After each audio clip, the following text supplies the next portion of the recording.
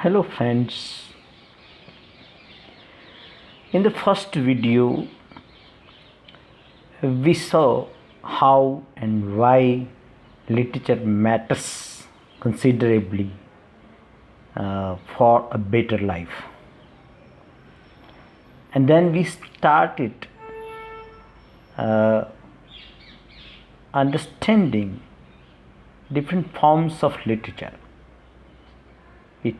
We started with essay as a form of literature, and in our attempt to do so, we saw this slide dealing with the origin and meaning of the term essay. We also saw that it was Montaigne, the French essayist, who started writing the essay, and Montaigne's approach is subjective. He was the first man to say as an author what he felt as a man. So his essays are personal essays. And then we also saw how Bacon borrowed from him the form essay and expressed his dispersed meditations in an objective manner. Bacon is purely impersonal, we saw. And now I propose to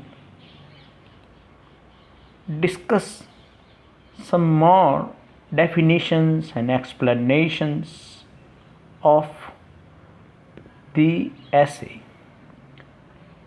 As we saw, the main aim of the essay is to give pleasure. It is something like a lyric,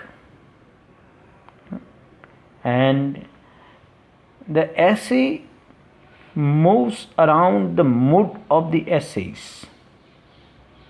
So the mood matters a lot so far as the composition of a good essay is concerned.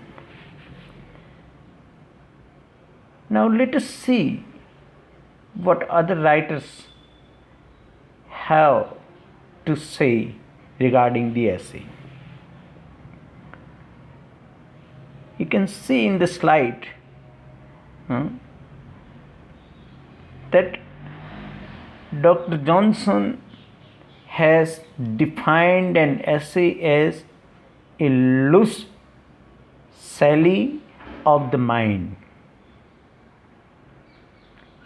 an irregular, undigested piece, not a regular and orderly composition. And Edmund Goose defines the essay in his own way. For him, an essay is a composition of moderate length which deals in an easy, cursory way with the external conditions of a subject, and in strictness with that subject only as it affects the writer. So one thing is certain, that the essay assumes different shapes in the hands of different authors. Authors give the essay the shapes that suit their moods, we can say.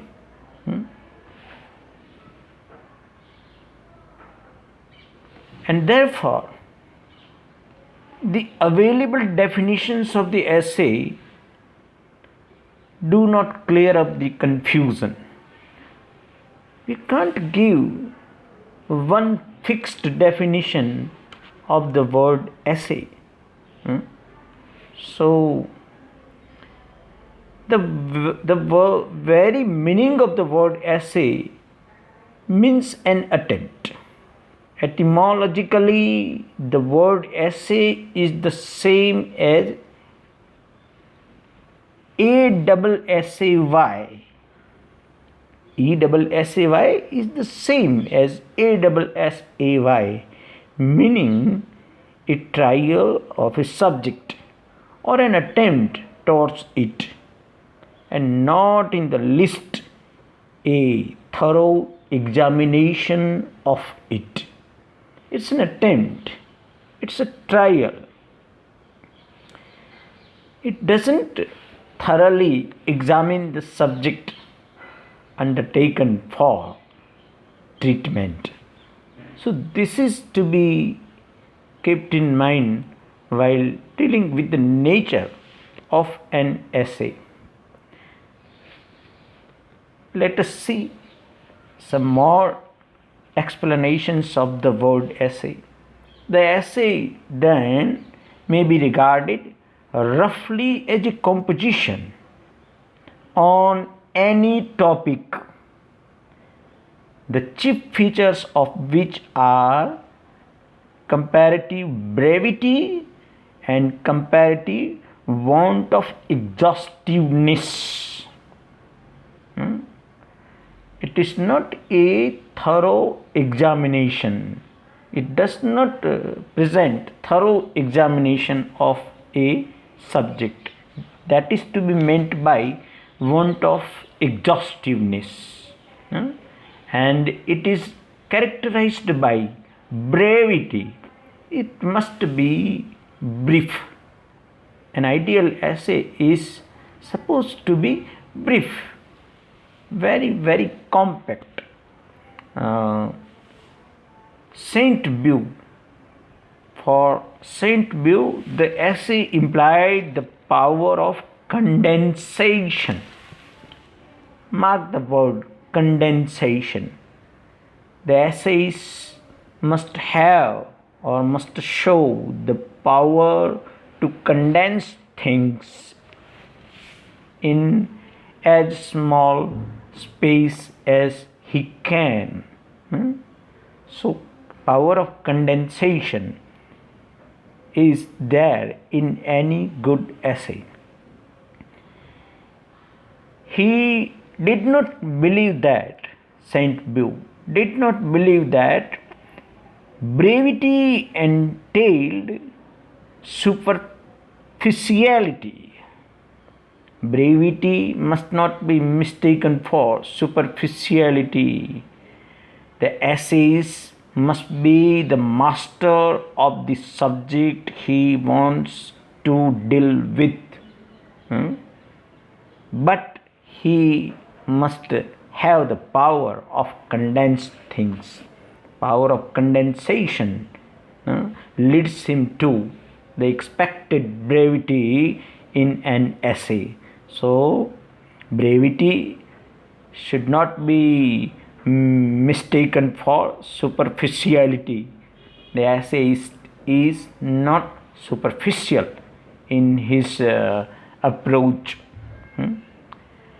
According to him, a good essay should be characterized by that combination of conciseness and thoroughness which is possible only when a man is absolutely a master of his subject. It is quite understandable. He who is a master of his subject can show the power of condensation. He can present things in as brief manner as possible, as brief space as possible. So he has this power to condense things. This is expected from an essayist, from a good essayist. This is the characteristic of a good essay. Let us read further what is explained in this regard. An essay may not have an organic quality because the style is discursive more often than not. It is an attempt, and Dr. Johnson calls it a loose sally of the mind. Dr. Johnson lived in the neoclassical age, and he used to be a pedant, and he calls an essay a loose sally of the mind. Sally means a sudden attack of the mind, means the mood matters a lot. The essay picks up a subject and starts writing about it, and everything revolves around the mood. The mood governs the essay. An essay may not have an organic quality. It is possible that an essay may not be found to be very, very systematic, as some other forms are found, or an orderly and logical mode of procedure. Orderly and logical mode means manner of procedure. Its procedure may not be found to be orderly or logical. It is possible. But there too we can find a considerable change in the essays of the modern writers. The modern essays, however, shows a marked tendency towards logical consistency and regularity of structure. Some modern writers have systematic approach so far as the writing of essay is concerned.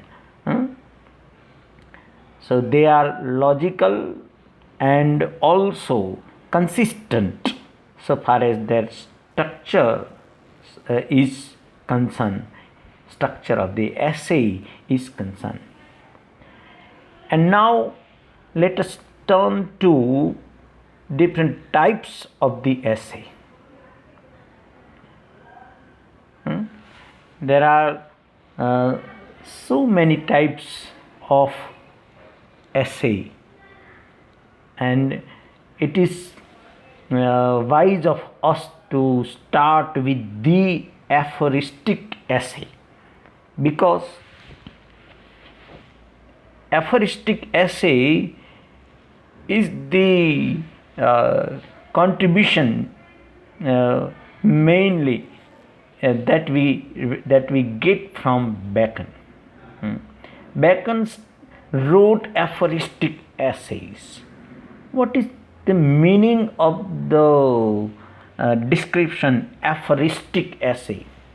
Aphoristic essay means essay written with the help of aphorisms. Aphorism means a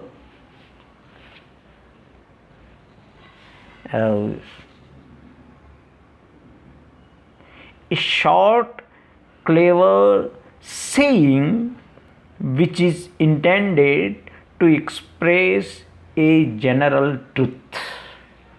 This is the meaning of the word aphorism.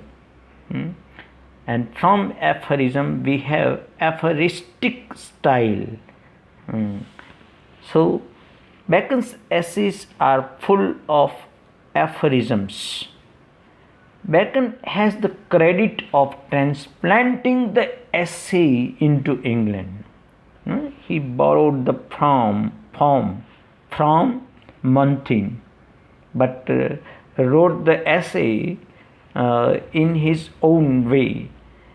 Unlike Montaigne's essays, Bacon's essays are impersonal. Montaigne's essays are personal. Now we know very well. But Bacon followed a different line, as we know, from Montaigne. Bacon gave it an objective or impersonal turn. And his writings do not portray the man himself. Means Bacon's writings do not express Bacon's personality, Bacon's feelings, sentiments, likes, dislikes, etc. Do not find expression in his essays. So he has the power to control himself. He has the power to negate his own personality while writing the essay. He entertains the reader instead of giving expression to his personality. He entertains the readers with counsels, civil and moral. He calls his essays counsels, civil and moral. He also describes his essays as dispersed meditations. He was a man of practical wisdom.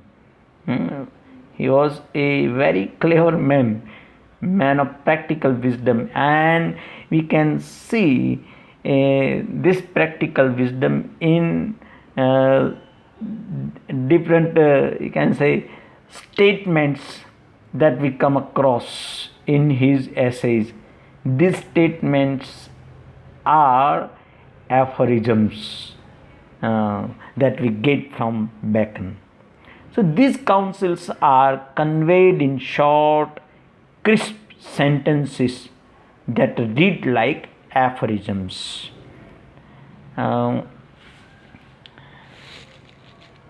He thought of his essays simply as certain brief notes. He doesn't say that he is creating some great literature. This is not his claim. He doesn't intend to create any great literature. He says that his essays are simply certain brief notes set down rather significantly than curiously. What is to be meant by this expression, dear friends? Set down rather significantly than curiously means written for their meaning rather than for their style.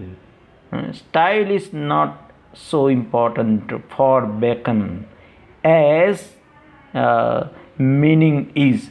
So his essays are full of aphorisms, full of his wisdom, full of his counsels, civil and moral. So this is something which is related to meaning, and these counsels are useful for human beings, for people living in society.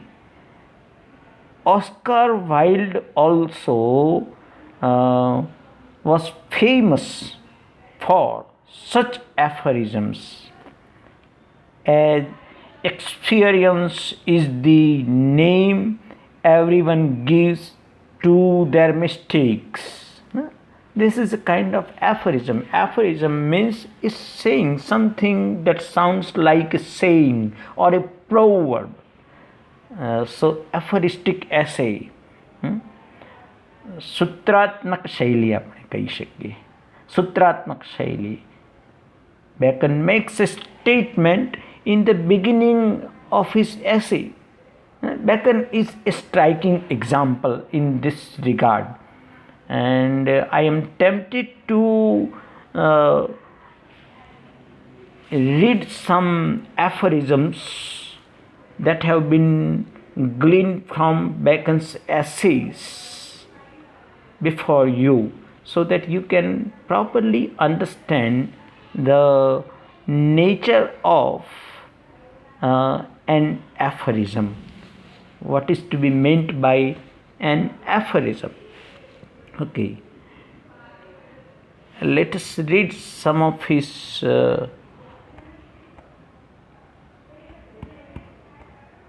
statements. For example, of studies is an essay, one of the famous essays written by Francis Bacon. And in this essay, he writes, studies serve for delight, for ornament, and for ability. So this is short and crisp sentence, but full of wisdom. Studies serve for delight, for ornament, and for ability. Orators use Bacon's statements in their speeches. So they are so famous, my dear friends, and I request you to remember as many aphorisms scattered by Bacon in his essays as you can. Let us read or let us taste some more aphorisms that we get from Bacon. He says in the same essay of studies, see the titles of Bacon's essays have been given following the same pattern, almost the same pattern of studies, of superstitions, of friendship. In this manner, he gives titles to his essays. So, one more aphorism. Let us see. Natural abilities are like natural plants. In the same essay, there occurs one more aphorism of this nature. Natural abilities are like natural plants that need pruning by study. What is the importance of study? He explains in a very nice manner. Natural abilities. Some persons are endowed with natural abilities, but they require proper study so that their natural abilities may be pruned properly. Certain amount of refinement that results from close study of a subject is inevitable on the part of a student, on the part of a person. So natural abilities are good things, but they must properly be pruned. This is what he wants to say. Then a very famous aphorism that we come across in this essay must be surely read here without fail. Try to listen to me attentively. Some books are to be tasted. You must have heard this aphorism before also. Some books are to be tasted, others to be swallowed, and some few to be chewed and digested. Books may be found of different nature. There are some books that are to be tasted only, then others to be swallowed. Some other books are to be swallowed. They have got to be read very hurriedly, and some few to be chewed and digested. Some few books deserve our close reading. They must be chewed and digested properly. This is how Bacon makes statements full of wisdom in his essays. This means that some books can be read in parts only, some wholly but hurriedly, while a few deserve to be read with close care and attention. This is how we can understand Bacon's style, aphoristic style. Reading one more aphorism that occurs in this same essay is this: reading makes a full man. Reading makes a full man.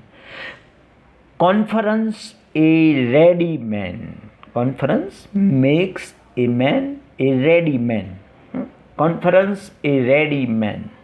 And writing an exact man. When you try to commit things on paper, you are supposed to be very, very exact. So what a nice you can say piece of wisdom he expresses for our service.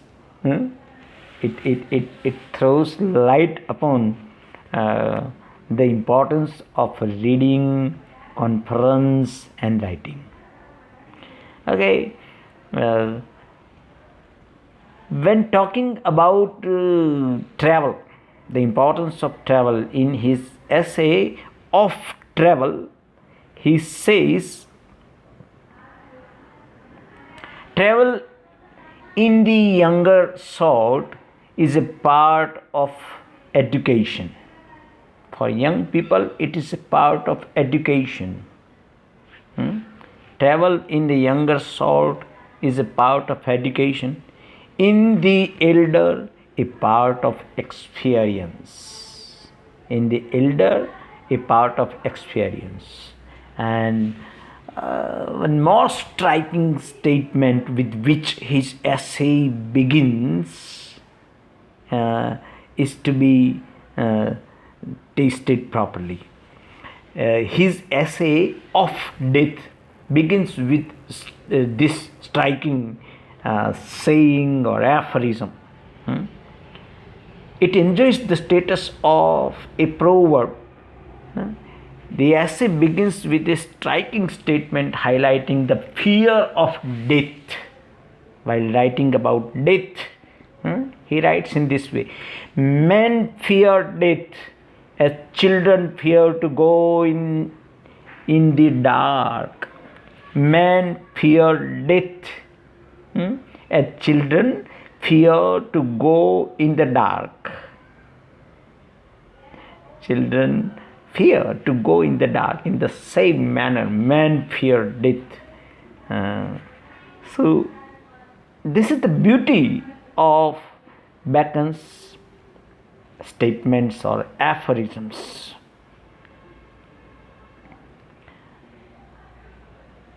Okay, there can be so many aphorisms that I can refer to here, but I would like to stop here and you can say prevent the temptation to quote more statements from Bacon's essays. In the next video, we shall proceed further and talk about some more types of essay. Till then, keep thinking, keep reading, and keep in touch thereby with literature.